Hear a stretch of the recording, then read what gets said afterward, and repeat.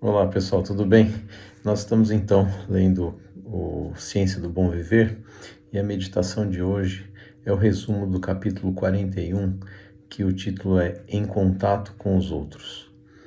Eu gostaria então de compartilhar alguns pontos que foram importantes para mim quando eu li, achei muito interessantes e precisam ser aplicados na minha vida, e eu espero que esses pontos também sejam importantes para vocês e vocês também possam aplicar na vida diária.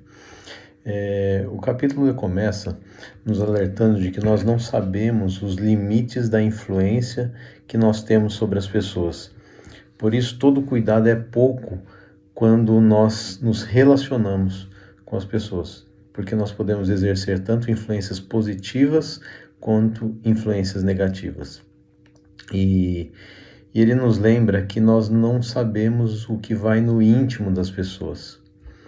Então a gente deve ter muito cuidado quando a gente vai julgar as pessoas. Na verdade, a gente não deveria julgar as pessoas, exatamente porque a gente não sabe, né, as lutas, o quanto às vezes a gente vê um erro numa pessoa e a gente é tentado, isso é natural, né? A gente é tentado a julgar, tá fazendo isso, tá fazendo aquilo, mas muitas vezes a gente não sabe, né, quanto aquela pessoa ela tá lutando com aquela prova, com aquela tentação, e a gente rapidamente está julgando e a gente não sabe o que vai no coração das pessoas. Depois o capítulo ele aborda um pouquinho, né, quando nós nos relacionamos com os líderes, principalmente é mais específico com os líderes da igreja. E a gente também tende a muitas vezes ser críticos, né, com a liderança da igreja. Eu não gosto disso, eu acho que deveria ser assim, deveria ser assado. E o capítulo nos lembra, né, de que as pessoas que estão em posição, né, de liderança, né, em posições de responsabilidade, elas têm lutas, né, e às vezes a gente não tem noção do quão árduo é o trabalho, né, das provas que essas pessoas têm ao exercerem liderança. Então a gente deveria ter um espírito de acolhimento, um espírito de ajudá-los, né, na posição que eles têm e não trazer mais problemas, né? Ela fala de, né, nutrirmos simpatia por aqueles que estão em posição de liderança, né? E lembrarmos sempre o seguinte, de que é Deus que permite que os homens sejam colocados em posições de responsabilidade. Quando erram, Deus tem o poder de corrigi-los ou para retirá-los do cargo que exercem. E daí o texto nos lembra da experiência de Davi e Saul.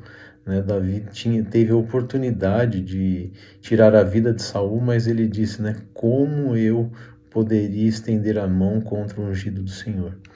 E por fim o capítulo fala da paciência que nós devemos ter quando lidamos com pessoas que nos ferem, né? Pessoas que nos ofendem.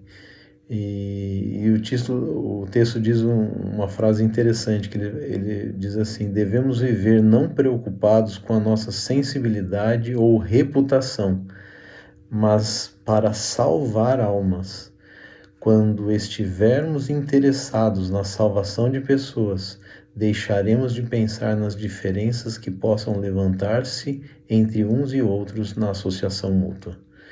Então, muito importante isso, né? Será que nós estamos preocupados, né, com a salvação de pessoas ou nós estamos preocupados com o nosso próprio eu, né, que foi ofendido? E, por fim, alguns conselhos aqui, né? Ele diz que a resposta branda desvia o furor, né? Não deixeis vencer pelo mal, mas vence o mal com o bem. Meditarmos na história de José e de Daniel, como foram injustiçados, né? Mas como todas as coisas cooperaram para o bem deles, né? Ou seja, o bem daqueles que amam a Deus. Cultivai o hábito de falar bem do próximo, em vez de nós ficarmos reclamando e anuviando, né, trazendo pesares sobre a vida das pessoas, que isso não, né, essa religião fria de pessoas que ficam reclamando e sombria jamais atrairá almas para Cristo, né? Então ela fala assim: cultivai o hábito de falar bem do próximo, detendo-vos sobre as boas qualidades daquele com que estáis associados, e olhai o menos possível para seus erros e fraquezas.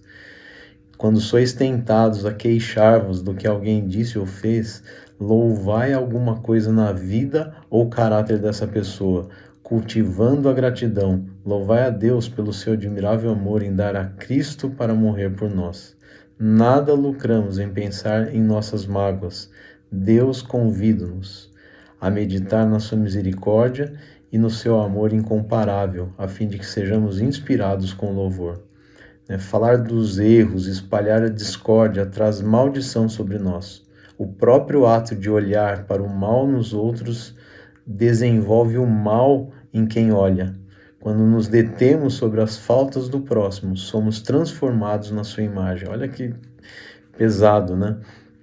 Mas aí o capítulo aponta, né, para Cristo, né? E ela fala assim: mas ao contemplarmos a Cristo e falarmos do seu amor, da perfeição do seu caráter, somos transformados à sua semelhança. Então ela nos convida a termos a mesma paciência que Deus tem para conosco.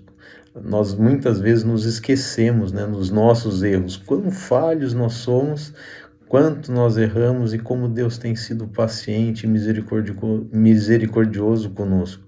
Então, o capítulo nos convida, né, a exercermos essa mesma misericórdia que está sendo estendida a nós. Então, Cristo suportava, né, até as pessoas que os traíam.